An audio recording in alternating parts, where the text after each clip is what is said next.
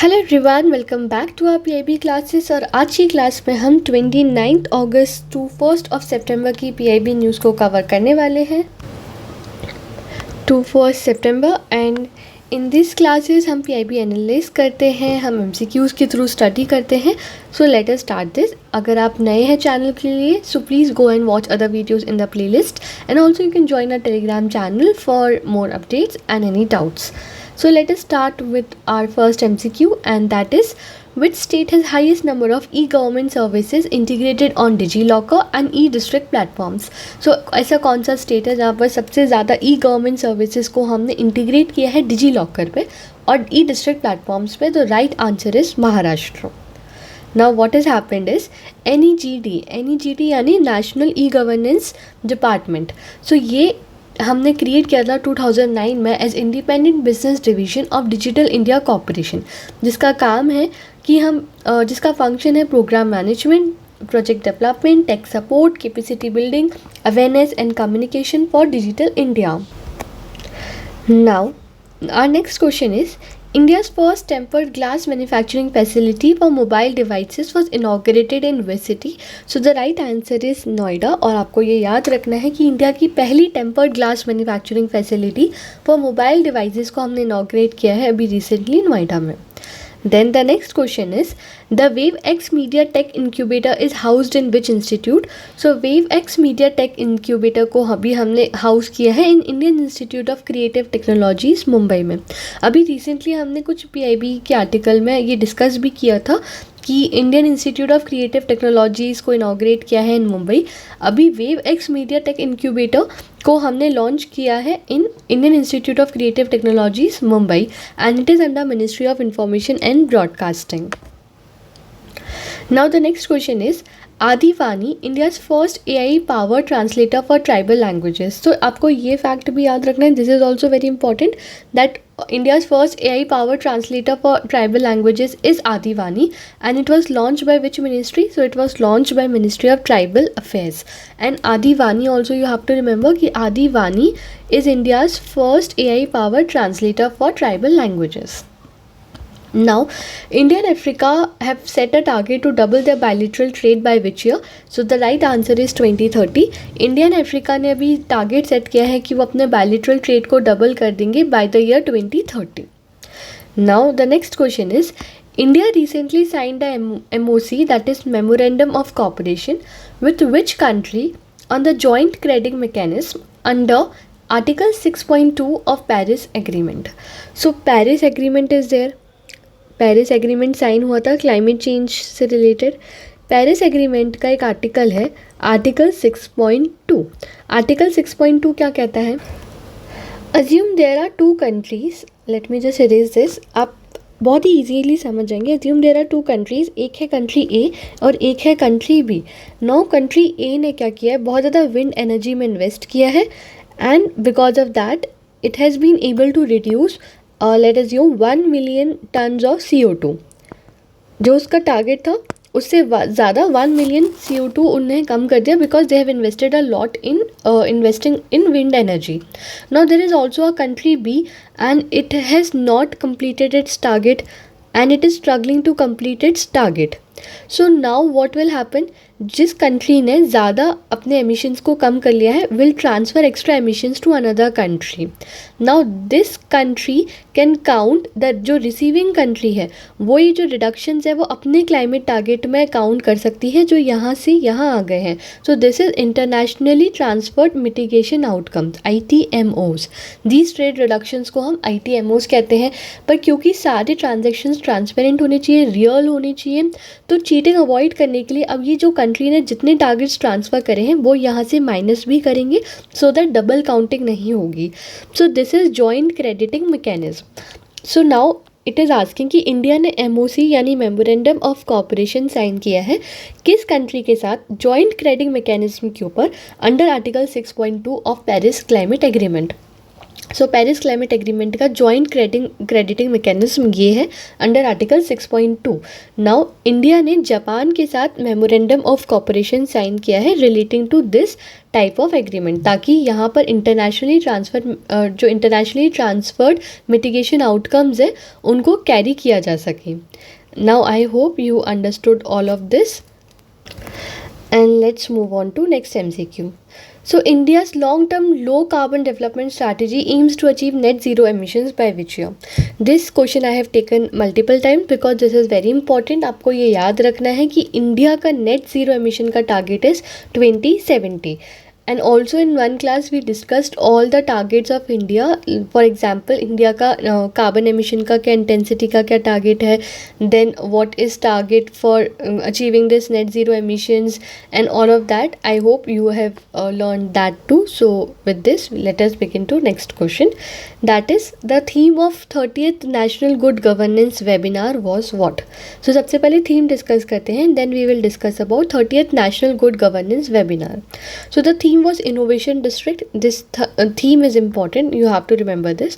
Now what has happened, 30th National Good Governance webinar हुआ है, which has been organized by Department of Administrative Reforms and Public Grievances, that is DARPG, Ministry of Personal Public Grievances and Pensions. So आपको याद रखना है that National Good Governance webinar का organizer कौन है, that is Ministry of Personal Public Grievances and Pensions. Now the occasion was 30th webinar हुआ है National Good Governance का. Now the theme was Innovation District and PM directed this department to hold monthly webinars with district collectors and past PM awards for excellence in public administration winners. The purpose is कि हमें क्या करना है, dissemination करना है, replication करना है of award winning best practices. जो भी best practices हैं उसको ताकि हम और जगह implement कर सकें. Around 1000 officials attend each webinar and this is important. तो अभी 30th webinar हुआ है with the theme Innovation District and it is conducted by Ministry of Personal Public Grievances and Pensions.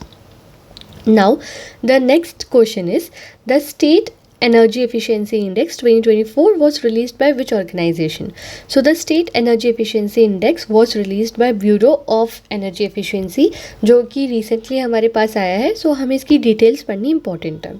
So State Energy Efficiency Index 2024 released by Bureau of Energy Efficiency under Ministry of Power.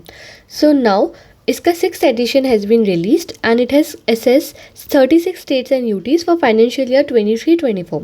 Objective क्या है कि हमें data driven monitoring करनी है energy efficiency की. So data is very important. तो index will tell us which states are performing well, कौन से स्टेट में क्या चल रहा है, everything. Also we want to promote best practice sharing and healthy competition among states, क्योंकि हम चाहते हैं कि हेल्दी कॉम्पिटिशन हो स्टेट्स के बीच में. सो वी वॉन्ट कि ऐसा कोई इंडेक्स हो ताकि हम स्टेट्स को कंपेयर करें, स्टेट्स compete करें, हेल्दी कॉम्पिटिशन हो etcetera. And it also supports India's net zero 2070 vision. Right, now what has been the performance. सबसे पहले परफॉर्मेंस की कुछ कैटेगरीज हैं. These are 4 categories of performance जिसके बेसिस पे परफॉर्मेंस को असेस किया गया है. First is front runner, second is achiever, third is contenders and fourth is aspirants. अगर स्कोर 60% से ज़्यादा है तो फ्रंट रनर, अगर 50 to 60% के बीच में है देन अचीवर्स, 30 to 50% के बीच में है तो कंटेंडर्स एंड अगर लेस देन 30% है तो एस्पिरेंट्स. ये आपको याद रखना है. Then what are the top performing states. सबसे पहले Maharashtra is the top performing state in group 1 and Andhra Pradesh is top performing state in group 2, Assam in group 3, Tripura in group 4.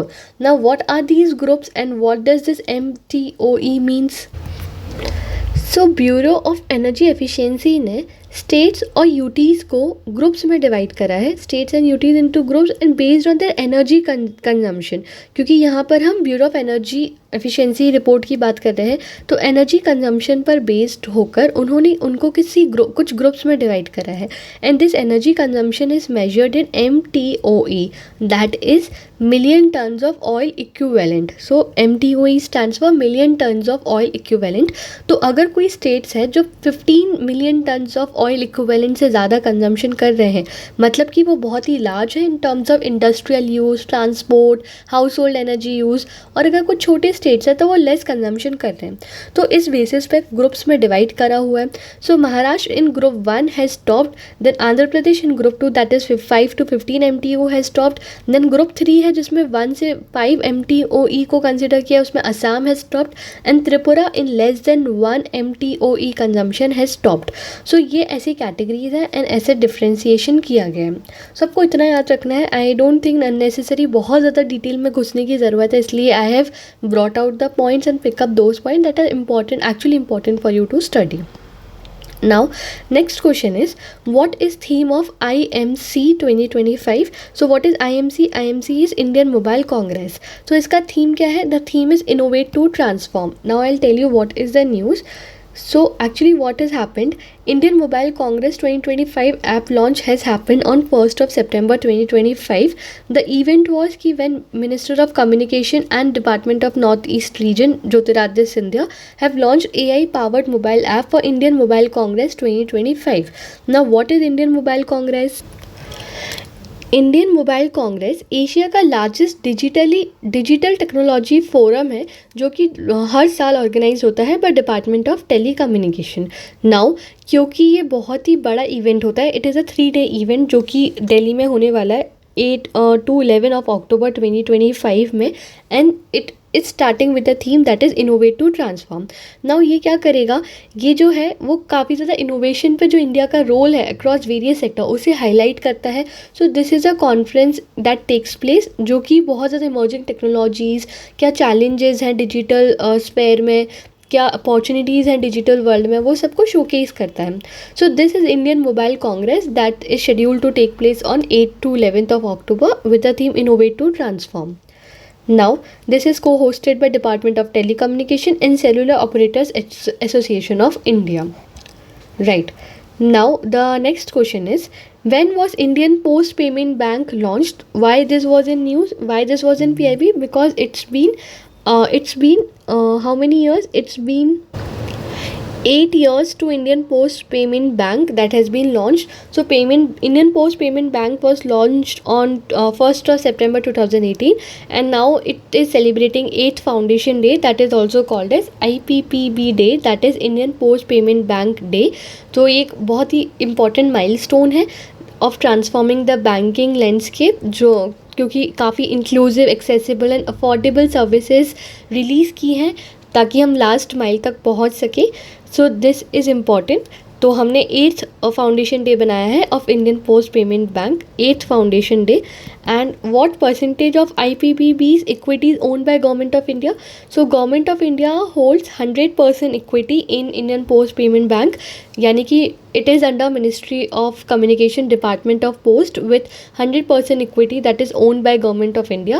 It was launched on 1st of September 2018. So you have to remember these facts. Right. Now, Department of Post have signed an MOU with ESRI with India for strengthening which initiative? So this is important MCQ that you have to remember कि in department of post ने ESRI India technology limited जो है उसके साथ MOU sign किया है ताकि हम डिजिपिन इनिशिएटिव को स्ट्रॉन्ग कर सकें. So DIGIPIN is the right answer.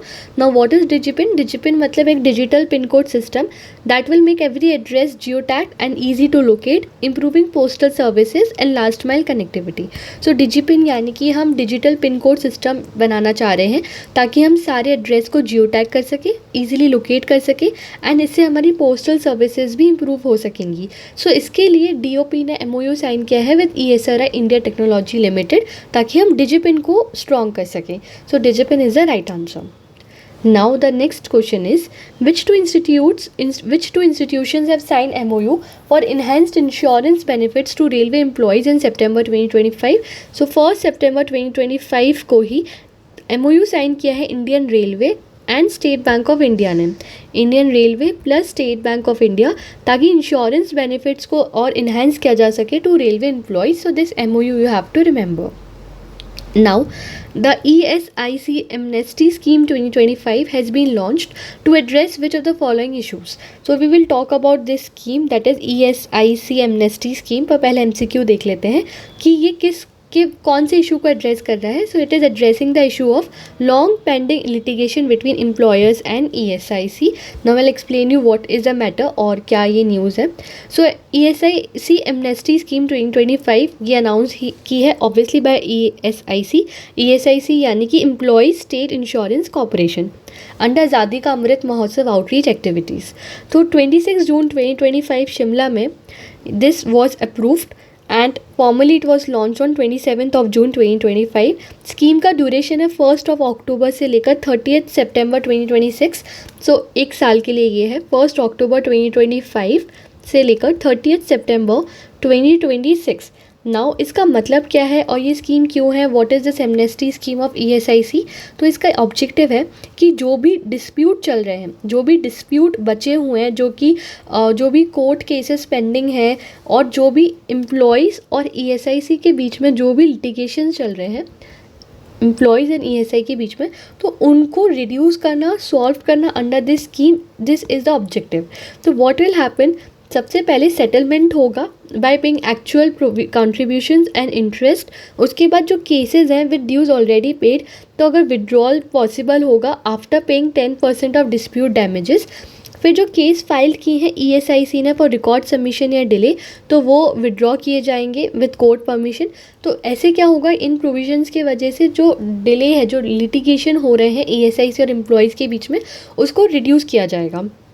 Now सारे जो कोर्ट केसेस हैं जो कि 31 मार्च 2025 तक फाइल किए गए हैं, they are eligible under this scheme. Regional directors and sub regional officers can process withdrawals. And इसका सिग्निफिकेंस ये होगा कि पहले लिमिटेड अपील प्रोविजंस थे with no withdrawal powers and बहुत ज़्यादा प्रोलॉन्ग्ड लिटिगेशन चलता था. But now it has been made employer friendly. It also reduces legal burden and boost trust. It will support inclusive growth and progressive social security role of ESIC. So now जब हम यहाँ पढ़ रहे थे कि ESIC amnesty scheme किस issue को address करती है, सो ये long pending litigation between employers and ESIC के इशू को एड्रेस करती है. Now 31st March is the cutoff date. Scheme duration is 1st of October to 30th September 2026. And ये जो provisions है कि ये withdrawal होगा, ये सब ये इसके part है. Now the next question is, who has recently assumed charge as 29th Controller General of Accounts in Department of Expenditure, Ministry of Finance, 1st of September 2025. तो TCA Kalyani has assumed charge as 29th Controller General of Accounts in Department of Expenditure. There is nothing to explain, just an appointment, so आपको ऐसे ही याद रखना है. So this was last question for the day. Thank you for watching. I hope you liked the session. I hope you are learning something new, and if you did, please tell me, please share your views and opinions in the comment section. Please like, share and comment. Join our Telegram channel for further updates and PDFs and everything. Also, you can join our Telegram discussion group for any doubt session. And also today I am bringing some few classes. So first of all, agriculture current affairs of August will be released in some time, and also Ministry of Agriculture part 4 will be released in some time, and that will complete our Ministry of Agriculture schemes, and then we will move on to Ministry of Rural Development. If possible, Ministry of Rural Development schemes will also be released later in the day.